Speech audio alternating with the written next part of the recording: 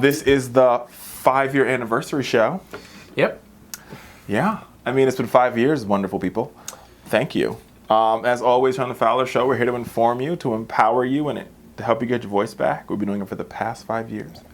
I don't know. I don't know if we have another 5 years in us. I don't know. Who knows? I mean, another 5 years will be 2012. What? Wait. 2012 was past. Wait. We're 17. So 2017, 18, 19, 20, 21, 22. 2022. 2022 will be a long time 10-year from now, anniversary is from the the Fowler point Show. Of that, anyway. But it's been 5 years. It's been wonderful. Anyway. And for the, what I think we're at like 200 and some odd episodes. Of the show? Yeah. 200 some odd episodes. Cut a lot of episodes of the show. We've thousands of videos. Bazillion videos. I will say it one more time. It's time for your news by the numbers. There's no talking points. There's no talking heads. You should be able to say it with me at this point in time. There's no smoking guns. Tonight, lovelies, it's you, me, Rich. And the raw numbers. What's the number tonight, Rich? Tonight's number, America, is 40. A new poll coming from Pew is talking about the approval rating of Donald Trump's cabinet, something that's obviously very important this week as we are heading into the first round of confirmation hearings. We'll talk about that later in the show. But the number, 40%, is the approval rating of Trump's cabinet choices, by far the lowest number in recent history. A surprising result in light of Bloomberg's poll yesterday showing Trump's favorable rating climbing to 50-43. Pew's numbers are very, very different. They have his rating at a dismal 37-58, which is hard to believe after his big carrier win. Now, of the last 3 presidents before him, none took office with a favorability lower than 60%. Okay, the last person to do that was George W. Okay, now what's really interesting, the big buzz among political nerds this afternoon is just 41% are saying Trump has done a good job explaining his policies and plans for the future, and 40% are saying they approve of Trump's cabinet picks. Okay?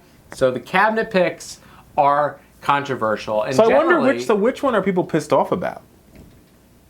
I mean, here's the thing. All of them? The fact that I can think of multiple ones that people would be pissed off about fair point. Fair point. So Rex Tillerson, conflict of interest with Russia. Okay. That's an easy one. Jeff Sessions, possible racist, recovering racist, applying for a job to make sure that minorities are taken care of. A third one, Betsy DeVos. She's just, I mean, I can give you Betsy, unqualified for her job. She's unqualified. I mean, she has never worked in a public school, went to a public school, sent her kids to a public school, went to a public university, sent her kids to a public university. She's never applied for any financial aid. Yeah, she knows perfect candidate to oversee the Department of Education. Okay, so those are your 3 tier 1 people that people would be annoyed about. Now, if you start going into the lower tiers, I like Elaine Chao. I'm not even going to list her. She's fine, which is disturbing in and of itself. I like Elaine Chao. She's fine. I mean, like, whatever. If he's a Republican, you're going to pick someone like that. She's at least qualified. Okay. Ben Carson, we could be talking about him. I think Ben Carson would be better at HHS. He's tier 2.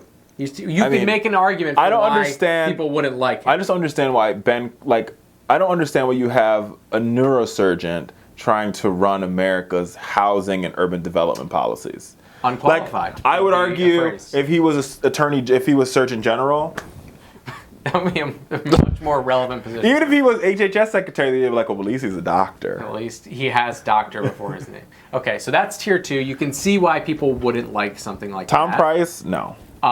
You also have in the finance, I don't remember the guy's name. They're all Goldman Sachs. They're all Wall Street bankers. Would also be something that would, they're qualified ostensibly. So my question always is this. So I don't get me wrong. I think that there's a lot of things that Donald Trump said that weren't the worst things in the world. Like, I'm not going to sit here and BS you guys. Like, I do think we need to, I wish Hillary Clinton would have said it, and I think she sort of did, but not really, because she didn't focus on it. But I really am curious to see what a $1 trillion infrastructure bill would look like. I mean, because I think it's important that we spend on infrastructure. Sure. So I think that's a good thing. I think, I don't get me wrong, I think President Obama created 11 million jobs, and that's awesome. But I actually like the marketing strategy being utilized by Donald Trump. And that every time he for the next 4 years, every time this guy creates one job, he's going to tweet about it. He's going to throw a party. And I mean, but here's the thing. I think we as a country, I said this one time in a meeting, and I think it's very, very true. Sometimes we're always in this constant fight. And sometimes when you win, you need to take a moment just to celebrate the fact that you won. And I mean, whether you like it or not, I'm not saying the carrier deal was perfect. No, it wasn't.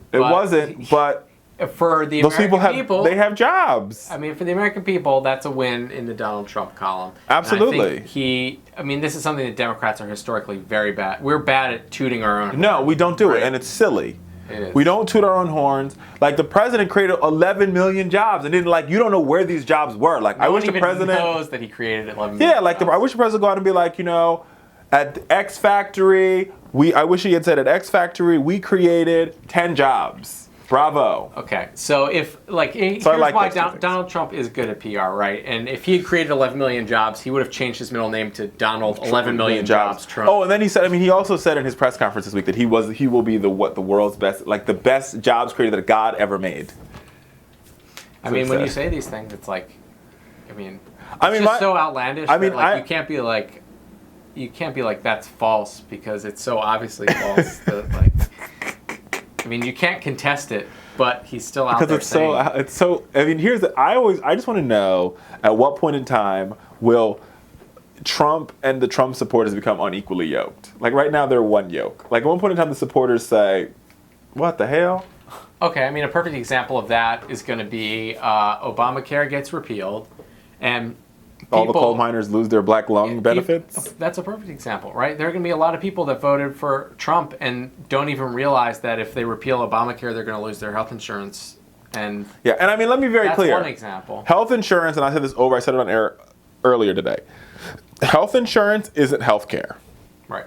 And I think we need to understand that. What the Affordable Care Act did was provide the opportunity for Americans to have health insurance. But health insurance doesn't guarantee amazing health care. And so in a lot of these states where the healthcare companies are dicking around with the, we don't want to be in the exchange, we want to do that. That's because the healthcare companies only have one goal. They have a fiduciary responsibility to their shareholders to make a profit, right? And when you're in the business of making a profit, you don't give a damn whether or not people are healthy. You don't care.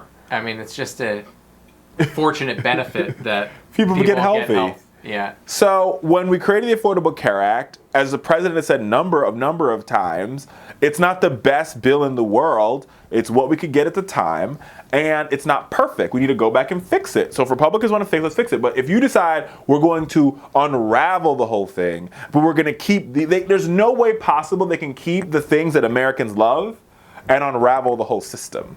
That's like the hypocrisy of the idea that you need to repeal it right there. Yeah. Because I just don't even understand, what Republican value are they trying to be consistent with when they want to repeal the Affordable Freedom. Care Act? Small government? I think they want to say government and freedom.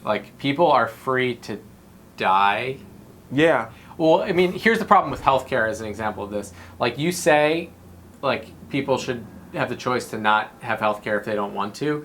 But the bottom line is the taxpayer are going to end up paying for them when they get sick. Yeah, that's the thing. What. It's going to be a trade-off, and not to mention the fact it's not like we have the system where it's you have no health care? Okay, we're not going to... Yeah, and the other problem that you have is that a good chunk of, I think 34 states to be precise, expanded Medicaid, including Republican states, including New Jersey and Arizona. Turns out people like Medicaid. Yeah, and Kentucky. They use this money to build community clinics. They use this money to build health centers in schools. So when you take away the Affordable Care Act, these clinics close. And people don't get access to health care. Yep. Same goes for this whole this let's defund Planned Parenthood argument Republicans like to make. I don't give a damn if you are against abortion. I'm against abortion. I would argue that Rich is against abortion. Right? The reason I'm why not against abortion. The reason why I'm not pro-abortion, I'm pro-choice. I'm not pro-abortion. There's a difference. The reason why I'm pro-choice is because I don't have a uterus, and it's not. I'm like, I don't got a uterus. I can't have a baby. I shouldn't be telling you if you can or can't have a baby. But that's beyond the point. 97% of the work that Planned Parenthood does is provide health care.